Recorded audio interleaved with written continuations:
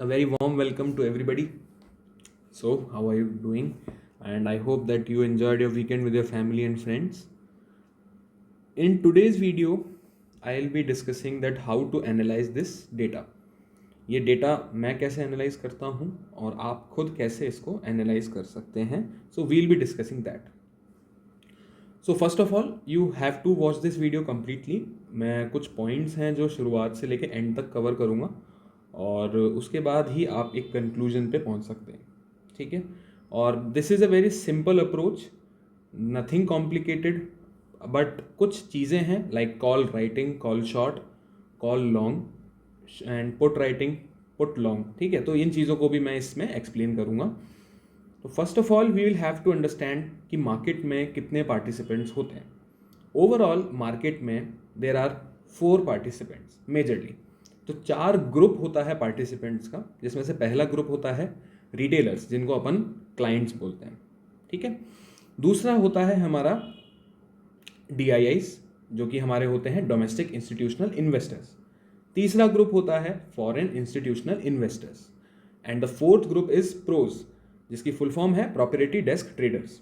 तो ये जो प्रॉपर्टी डेस्क ट्रेडर्स होते हैं, ये एक्चुअल में किसी फॉर्म या बैंक के लिए डेस्क ट्रेडिंग करते हैं. इनका खुद का पूरा कैपिटल होता है और खुद के लिए डेस्क ट्रेडिंग करते हैं. ये इनको लाइक DIIs जो होते हैं, डोमेस्टिक इंस्टीट्यूशनल इन्वेस्टर्स जो होते हैं, वो इंस्टीट्यूशनल इन्वेस्टर्स होते हैं. उनके कुछ फंड्स होते हैं, उनका इतना इनफ्लो उनको दिखाना होता है. और इंडिया में DIIs को ऑप्शन ट्रेडिंग करना इज नॉट अलाउड.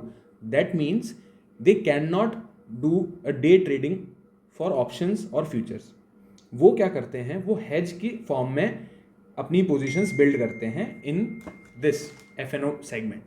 तो FNO सेगमेंट में DIIs जो हैं वो हमारे सिर्फ हेजिंग पर्पस के लिए पोजीशंस बिल्ड करते हैं. दैट इज़ वाई हम जब भी ये डेटा देखते हैं तो DIIs को सबसे कम वैल्यू देते हैं. कैश सेगमेंट में उनकी बाइंग को वैल्यू दी जाती है, बट यहाँ पे हम FNO सेगमेंट में DIIs की जो पोजीशंस हैं उनको कम वैल्यू देते हैं. सेकेंड थिंग, इंपॉर्टेंस हमें किसको देनी है. एज यू ऑल नो कि क्लाइंट्स जो कि रिटेलर्स होते हैं, दे आर नॉट इंस्टीट्यूशनलाइज्ड. मतलब वो एक पर्टिकुलर एक तरफ फॉलो नहीं करते. उनके रैंडम थॉट्स होते हैं, रैंडम बिहेवियर होता है मार्केट में. फॉर एग्जाम्पल, इंस्टीट्यूशंस को अगर दिखता है कि रिलायंस में वैल्यू बाइंग है, if there is value buying in Reliance, तो उनके पास एक प्री डिटरमिन्ड लेवल होता है जहां से they all most of the FIIs या most of the institutions think कि हाँ ये मेरा लेवल है. सपोज रिलायंस का लेवल है 2300, तो मेरा ये लेवल है, मुझे यहाँ से बाइंग करनी है. And most of them rely on that. तो होता क्या है कि जैसे ही कोई स्टॉक, अगर सपोज रिलायंस के जो हम एग्जांपल ले रहे हैं वो 2300 पे आता है, तो वहाँ से बाउंस देता है. अच्छा, बिकॉज वहाँ पे इंस्टीट्यूशन बाइंग आती है. रिटेलर्स की बाइंग, रिटेलर्स के पास भी पैसा बहुत है, बट वो बाइंग जो होती है, कुछ ये सोचते हैं कि ये 2300 क्या, ये तो 2000 जाएगा. कुछ ऐसा सोचते हैं कि नहीं ये 2300 से जाएगा 2500. सो द थिंग इज, होता क्या है, वो रैंडम बिहेवियर होता है रिटेलर्स का, क्लाइंट्स का. इंस्टीट्यूशंस का एक पर्टिकुलर मैनर होता है. ठीक है. एक डायरेक्टेड मैनर होता है, डायरेक्शन में चलते हैं वो. अगर वो शॉर्ट करेंगे तो हो सकता है, देयर आर हाई चांसेस कि मार्केट उसी डायरेक्शन में निकले जहां पे वो चाहते हैं. इसीलिए रिटेलर्स जो पोजीशन बिल्ड करते हैं, जनरली मार्केट उसका ऑपोजिट बिहेव करता है. बिकॉज कंट्रोल किसके पास है मार्केट का? Institutions, FIIs, DIIs and pros. Pros भी समवॉट अलाइन करते हैं खुद को FIIs की डायरेक्शन में. वो market behaviour, chart patterns, charts और वैल्यू बाइंग और इन सब चीज़ों पे फोकस करते हैं. They are also directed, they are also institutionalised in some way. इसीलिए जो भी क्लाइंट्स का डेटा निकल के आता है, वी एक्सपेक्ट कि मार्केट उसका ऑपोजिट बिहेव करेगा next day. Now the thing comes कि क्या हमेशा ऐसा होगा? नहीं. एवरी टाइम रिटेलर्स जो पोजीशन बिल्ड करेंगे उसका ऑपोजिट हो, ये ज़रूरी नहीं है. Most of the time what happens is कि जो ओपनिंग होती है मार्केट की, it is decided by global market, global cues. जब मार्केट यहाँ खुलेगा उसके बाद ही FIIs, प्रोज, इनके पास एक मतलब कंट्रोल आएगा मार्केट को कंट्रोल करने का. सो ये कुछ पॉइंट्स हैं जिन्हें हमें ध्यान रखना है. बट हाँ, most of the time what happens is कि मार्केट में जो बिहेवियर होगा वो FIIs प्रोज इनकी जो पोजीशंस हैं उनके अकॉर्डिंग होगा।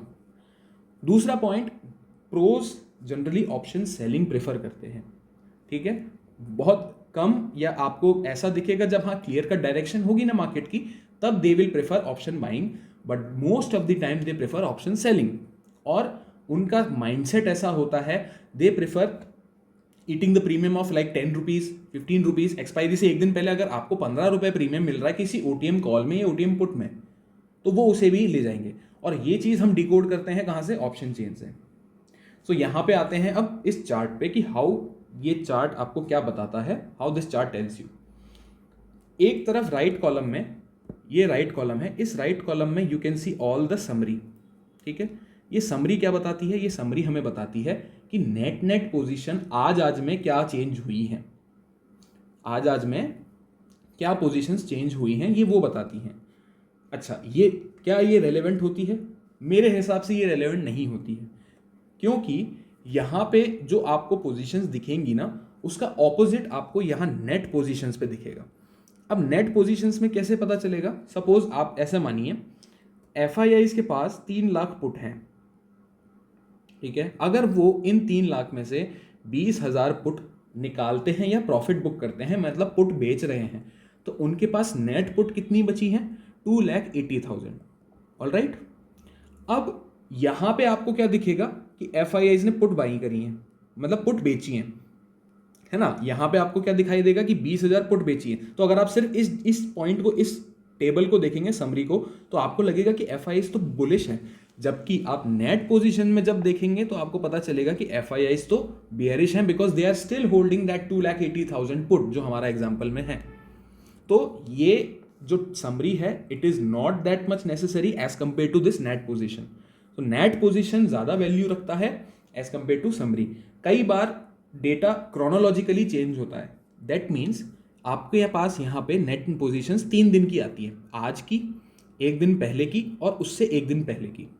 तो ये 3 दिन की पोजीशन आपके पास नेट आती है। अब क्रोनोलॉजिकली क्या चेंज हो रहा है, देखिए मैं यहाँ पे बताता हूँ। FIIs 12,000 इंडेक्स फ्यूचर में शॉर्ट थे, अब वो हो गए अगले दिन 20,000 इंडेक्स फ्यूचर में शॉर्ट, उसके अगले दिन उन्होंने 28,000 शॉर्ट कर लिए। मतलब धीरे धीरे क्या क्रोनोलॉजिकली मुझे दिख रहा है, ये धीरे धीरे अपने शॉर्ट्स जो हैं वो बढ़ा रहे हैं। तो मैं क्या इंडिकेट करूंगा इससे कि इंडेक्स फ्यूचर में अगर वो शॉर्ट्स बढ़ा रहे हैं, that means they are looking market as a bearish market. Alright, दूसरी चीज, इंडेक्स कॉल में कॉल राइटिंग का मतलब क्या होता है, कॉल शॉर्ट का मतलब क्या होता है। कॉल शॉर्ट और कॉल राइटिंग दोनों ही सेम चीज है। सपोज मार्केट चल रहा है 17,000 पे, अगर 17,200 की कॉल है या 17,100 की कॉल है, ये मान लेते हैं हम 100 रुपये पे चल रही है, ये मान लेते हैं हम 200 रुपये पे चल रही है, सॉरी 50 रुपये पे चल रही है, ठीक है। मैं इसको ऐसे कंसिडर कर लेता हूँ कि ये 17,100 की कॉल 100 रुपये पे चल रही है, 17,200 की कॉल 50 रुपये पे चल रही है, एग्जाम्पल के तौर पे। 17,100 की कॉल, अगर मार्केट की स्ट्राइक है 17,000, तो 17,100 की call out of the money call हुई। अगर मैं इस कॉल को 100 रुपये पे बेच रहा हूँ, है ना, मैं इस कॉल को शॉर्ट कर रहा हूँ, दैट मीन्स मैं कॉल राइट कर रहा हूँ। मतलब जो चेंज इन OI हमें ऑप्शन चेन में दिखेगा वो पॉजिटिव दिखेगा उस कॉल की स्ट्राइक पे, ऊपर की साइड पे, ठीक है। 17,100 की स्ट्राइक पे हमें चेंज इन OI पॉजिटिव दिखेगा। नाउ कॉल शॉर्टिंग हमें समझ में आ गई। अब कॉल पुट राइटिंग क्या होती है? पुट राइटिंग का मतलब होगा 17,000 पे अगर मार्केट है और 16,900 की पुट है, ये मान लेते हैं हम 100 रुपये पे चल रही है, तो 16,900 की पुट अगर 100 रुपये पे चल रही है, तो अगर मैं इस पुट को बेच रहा हूं, मैं खरीद नहीं रहा हूं, OTM पुट हुई है, OTM पुट को अगर मैं बेच रहा हूं पहले बिना खरीदे, दैट मीन्स मैं पुट राइटिंग कर रहा हूं या मैं पुट शॉर्ट कर रहा हूं। यहां पे आप, यहां तक मुझे लगता है I think I am clear कि what is put writing and what is call writing. Call writing और पुट राइटिंग हमें क्या दिखाता है? अगर ऊपर के लेवल्स पे कॉल राइटिंग है, that can act as a resistance. जितना ज़्यादा OI होगा उतना अच्छा वो रेजिस्टेंस बनेगा। सपोज 17,100 पे अगर मुझे OI दिख रहा है 60,000 का, और 17,300 पे मुझे OI दिख रहा है 1 लाख का, ठीक है। ये दो चीजें हो गई। तो 17,100 से बेटर रेजिस्टेंस क्या होगा? 17,300, बिकॉज यहां पे ज्यादा ऑप्शन राइटर्स हैं। और वो जो अगर हमारे स्मार्ट मनी हुआ, मतलब FI, स्मार्ट मनी क्या होता है? FIs and pros and DIs। तो यहां पे अगर वो लोग हैं, they will try to protect that level, because अगर 17,100 से ऊपर मार्केट जाता है तो जिसने कॉल बेची है उसको लॉस होगा, तो वो उस लेवल को प्रोटेक्ट करेंगे। हाँ, बट ये चीज ध्यान रखनी हमें होगी कि जो 17,100 का लेवल है एग्जैक्टली उस लेवल से रिजेक्शन ले, ये जरूरी नहीं है। It all depends upon the theta, the delta. Delta और थीटा, इन दो चीजों पे ये डिपेंड करता है कि कितने ऊपर जाके हमें वहां से रिजेक्शन देखने को मिल सकता है। तो ब्लाइंडली आप ऑप्शन चेन को भी फॉलो नहीं कर सकते कि 17,100 पे मुझे OI दिख रहा है, चलो मैं 17,100 पे पुट बाय कर लूंगा। वो हो सकता है 17,140 पे रिजेक्शन ले, 40 पॉइंट तक का आपका बफर है तो ठीक है, बट वो हो सकता है वहां पे ले। दूसरी चीज, ये हमारी कॉल राइटिंग पुट राइटिंग हो गई। अब हम इसको एनालाइज कैसे करेंगे? यहां पे इंडेक्स फ्यूचर का तो हमें क्लियर कट आता है डेटा कि भाई ये लॉन्ग है, ये शॉर्ट है। लॉन्ग मतलब बुलिश व्यू बना रहे हैं, बाई करके गए। शॉर्ट मतलब उन्होंने बेचा है। इंडेक्स कॉल में क्या दिखेगा हमें? अगर कॉल बाइंग है, ये जो ग्रीन कलर से मैं दिखा रहा हूं, यहां पे आप देख सकते हैं कि नेट पोजीशन में कॉल बाइंग है, मतलब ग्रीन कलर है, दैट मीन्स बाइंग है यहां पे। तो 1,17,000 की नेट पोजीशन हुई। और जो नेगेटिव में है या माइनस में है या रेड कलर में है, वो कॉल राइटिंग हुई, वो कॉल राइटिंग हुई नेट नेट बेसिस पे। तो अभी आप यहां देखो, रिटेलर्स कॉल बाइंग में है, DIs कॉल बाइंग में है, FIs भी कॉल बाइंग में है। शॉर्ट कौन है? कॉल राइटिंग में कौन है? प्रोज। इस चीज को हम डिकोड कर सकते हैं कि मार्केट में बुलिश व्यू कौन लेके चल रहा है और बियरिश व्यू कौन लेके चल रहा है। Same goes with the put. Put में देखते हैं तो पुट में क्या दिख रहा है हमें कि नेट नेट बेसिस पे ग्रीन कलर का मतलब है बुलिश व्यू। अगर पुट शॉर्ट कर रहा हूं मैं, अगर पुट राइटिंग कर रहा हूं, तो मेरा व्यू क्या है कि मार्केट ऊपर जाना चाहिए, तभी तो पुट के प्रीमियम डिके होंगे, तभी तो पुट के प्रीमियम गिरेंगे। और अगर मैंने पुट बेची है 100 रुपए पे, तो वो अगर 80 पे आएगी तभी तो मुझे प्रॉफिट होगा। तो मैं बुलिश व्यू लेके चल रहा हूं अगर मैंने पुट राइटिंग करी है। अगर मैंने पुट बाइंग करी है, पुट लॉन्ग किया है, दैट मीन्स मैं क्या लेके चल रहा हूं कि मार्केट बियरिश है। तो आप यहां पे देखो कि क्लाइंट्स पुट राइटिंग करके बैठे हुए हैं, बाकी तीनों जने जो हैं FIs, प्रोज और DIs, ये तीनों पुट लॉन्ग मतलब पुट बाई करके बैठे हुए हैं। तो ये चीजें इस तरीके से हम इस डेटा को डिकोड कर सकते हैं। एंड स्टॉक फ्यूचर्स का डेटा क्या बताता है हमें कि वो स्टॉक फ्यूचर्स में बाइंग करते हैं। तो जनरली होता क्या है कि स्टॉक फ्यूचर्स का डेटा क्लियर कट नहीं होता, हमें ये पता नहीं होता कि किस पर्टिकुलर सेक्टर में वो बाइंग कर रहे हैं। हो सकता है कि यहाँ पे FIs ने 625 स्टॉक फ्यूचर लॉन्ग किए, वो किसी एक सेक्टर में हो, लेकिन शॉर्ट क्लोज किए तो उससे उनकी नेट बाइंग आ गई। ठीक है,